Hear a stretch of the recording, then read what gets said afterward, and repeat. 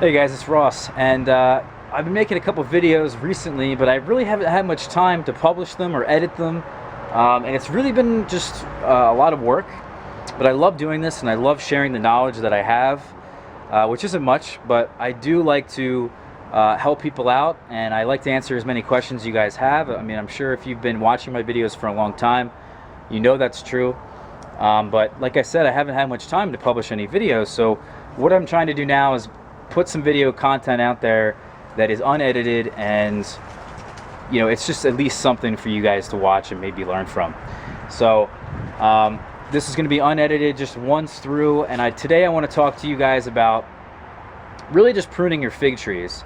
And I know this is a really broad topic, and I did put together a 20-minute long video of me pruning some trees, but it would take me like, seriously, I mean, 20-minute video, editing that is going to take me like an hour, hour and a half.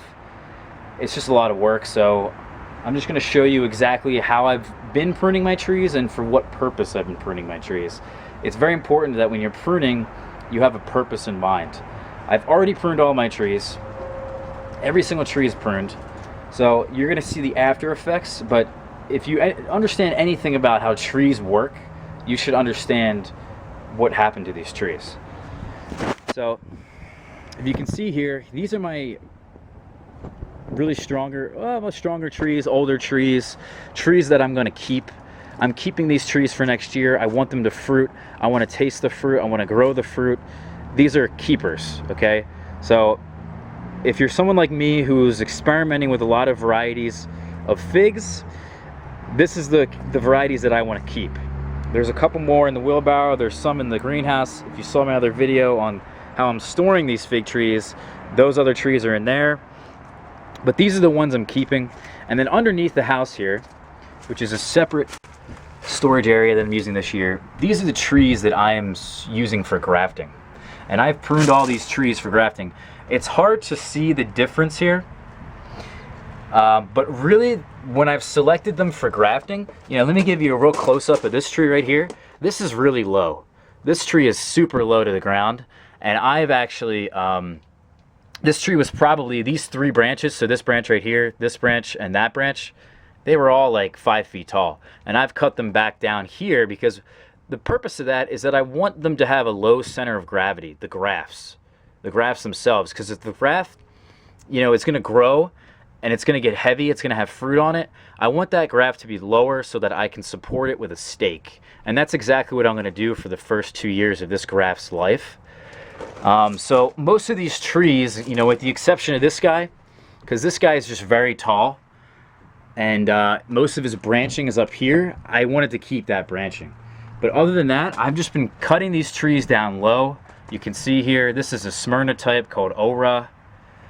And this variety is just, everything is just being pruned low. And you can see here's another one. Here's some grafts that I've already done, that have, I did about a month and a half, 2 months ago. And they have taken, there's new growth that came out. Same thing with this graft right here. Tough to see. But there's a limb right here I want to graft onto, so that's why they're underneath the sunroom. And like I've said, I've just been pruning these low. There's no real science to this. I've just wanted to keep as many thick and strong branches as I could. Keep these thick branches. This one's not so thick, but if I can graft onto this limb, that's a new variety I can have. This is so much easier to graft onto. It's very thick, very easy to graft onto. So you can kind of see what I'm trying to do here, is that I'm trying to preserve as many thick, strong limbs I can so that I can graft onto as many new varieties as I want. The perfect rootstock is a variety that I have no desire to grow. Texas BA1. This is probably very similar to Smith. I have Smith. Why do I need this variety? It has 2 limbs on it that I can graft new varieties onto, so why not graft, right? Other limbs or other trees have had 3 limbs to graft onto. So, you know, why have one variety that's really all not that great when I can get 3 new varieties on these limbs? And as an example, I actually think I would probably, when I'm going to graft onto this, I would probably cut this down to here, insert the graft from there, and do it from there. These are actually quite high.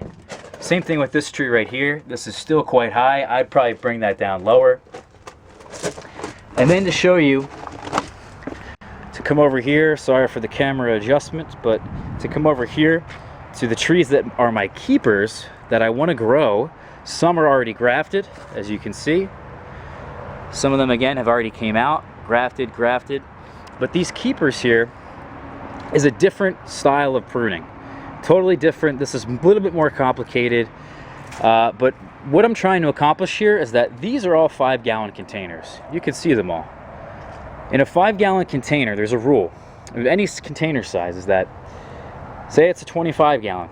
This is a 25-gallon. So on a 25-gallon, I can only have 25 fruiting branches on this tree. Right now I have 3, okay? This is a fruiting branch right here. This is a fruiting branch, and this is a fruiting branch. You see, there's only 3. But next year what's gonna happen is, because I cut these tips off, you can see that there's no tip. And many of my trees do not have these tips that I'm talking about. See these green tips? These green tips produce very strong growth. It's really nice to keep these tips on here, unless of course you want your tree to branch out. Now I have a really nice structure here. It's branched out quite nicely. You can see it here. At this point I had pinched it right here, and it had formed this branch. It had formed this branch. Then I had pinched it again right here, and it had formed this branch and this branch. So it's kind of forming a nice structure here. We have some very thick scaffolds for next year. But to be honest with you, I don't want these 3. I don't want just 3 branches. I have a 25-gallon. I can have up to 25 fruiting branches, remember. So I only have 3. So what I'm trying to do now is I'm trying to get these branches to branch out more. And then if I can get these branches to branch out more by cutting off the apical bud, which is the top bud, then I can get more fruiting branches and therefore having more fruit. Now, here's the problem, which I think a lot of you guys struggle with, and I think it's not necessarily a thing you need to worry about in a warmer climate. You know, if you live somewhere really warm, usually more branches means more fruit. That's not necessarily true here, because we have such a limited window that when the trees wake up from dormancy, they have to form a thick enough wood to actually hold fruits. Otherwise you're not going to get the fruit production. And if you have too many branches, the tree's putting out energy to like 20 some branches when it can only really support like 5, then you're having a problem, because you're not going to get the thickness you want. You're not going to get fruit. So a lot of you guys that live, you know, in probably like zone 8 and higher, if you have a tree, a fig tree in a pot, and you're trying to find out how to prune it, the one and only rule, the most important rule that you have to follow for pruning your fig trees is that per the amount of gallons of soil your pot contains, you can only have that many fruiting branches. So if I have a 5-gallon container, I can only have 5 fruiting branches. If I have a 3-gallon container, I can only have 3 fruiting branches. If I have a 40-gallon container, I can have 40 fruiting branches. So that is the rule. That is not a hard and fast, that's just a hard and fast rule. I don't know if there's any scientific basis behind that, but that's what the fig community in general has formed an opinion on, and I think it works with a lot of people. A lot of my friends have been telling me this. Even myself just have seen the results. Even my in-ground trees, this is the same thing. If you live in the north, you need to live by that rule. You know, if your in-ground tree, I've done a video on this, how to get more fruit from an in-ground tree in the northern climates. It's the same exact principle, because you want to imagine that your tree in the ground has a certain root zone, has a certain size. And if you were to dig that plant up and put it in a container, what size container would it be?